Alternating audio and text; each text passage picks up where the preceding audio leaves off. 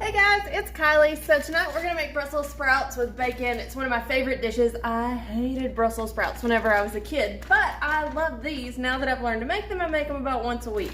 So it's a go-to recipe in the household. To start with, we are gonna use that Wright's bacon that I talked about. You can find this for your shopping list in my bio. The link is in there. This stuff is so good. It's thick cut bacon, it's smoked, it's better than anything else that I've ever had. So we're gonna start with that. I've already mentioned I like to cut mine up ahead of time, so I've got these kitchen shears that I'm going to cut up in this pot here. So I just make it into bite-sized pieces so it's already chopped up and I don't have to worry about pulling it out of the hot grease and then chopping it up afterwards. So we're going to put this on for about medium heat on the stove, and then next we're going to do some prep work with our Brussels sprouts and onions.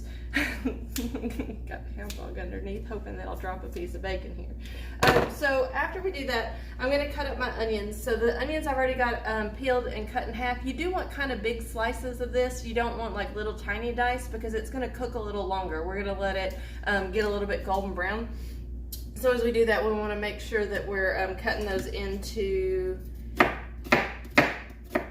like pretty big pieces. They're going to break apart in there, but you want to make sure that you're doing that so that those will be ready to go. And then these Brussels sprouts, I've just got a little bag of Brussels sprouts here. If they're big, I might cut them into quarters. These are a little bit smaller this time, so I'm going to cut them in half. And then we will talk about that and some seasonings on the stove.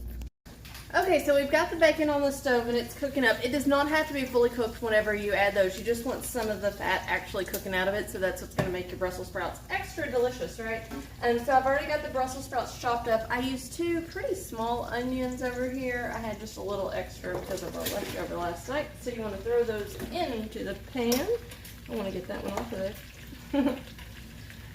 We also want to go ahead and add some minced garlic. So I'm probably going to do about 4 cloves of minced garlic, mainly because I really like garlic. As you can tell, it's getting out. That's not going to be quite enough bacon grease. We used about half a pound of bacon. I am going to add about a tablespoon of olive oil. Again, the very best olive oil is this one, so I highly recommend it. Also, a link to that to add to your shopping list in my bio. So I just want to add a little bit in there so that it's really coated. You don't want that to be dry at all because we're going to really saute those till they get a little bit golden. Next we're going to add our spices. So I have some fresh oregano that I've grown out of the garden. I actually bought all my plants at Walmart too. So those are, I'll see if they're ready. You want to add some black pepper. It's about half a teaspoon of black pepper. Probably still half a teaspoon of salt because we're going to add a different seasoning as well. And you don't want to have it over salted, that's for sure.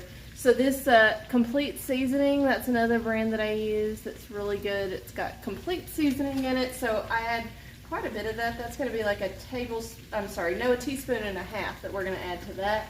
And then crushed red pepper flakes because I like it spicy. So about half a teaspoon to a teaspoon of that, depending on how much you like. So we're not going to do too much to it. We do want to stir it around so that the oil gets coated on everything, but we don't want to move it around too much because we're going to inhibit it actually, making that golden brown in places. So we want to get a good stir so that we get our seasoning all mixed up around it. And then we're going to kind of leave it for 3 to 5 minutes at a time. You don't want it to like burn and get necessarily blackened, although that's pretty tasty too in places. So we just want to make sure that it's getting browned up. We're going to cook it for a good 15 minutes or so at that, just making sure that it looks good. So we'll look at it when it gets done, but that's pretty much it. You're good to go. And then we've stirred them about every 3 to 5 minutes, and then we want to make sure that we get that caramelization on them. That is perfect in my opinion. Hope you enjoy them. If you do, let me know what you think.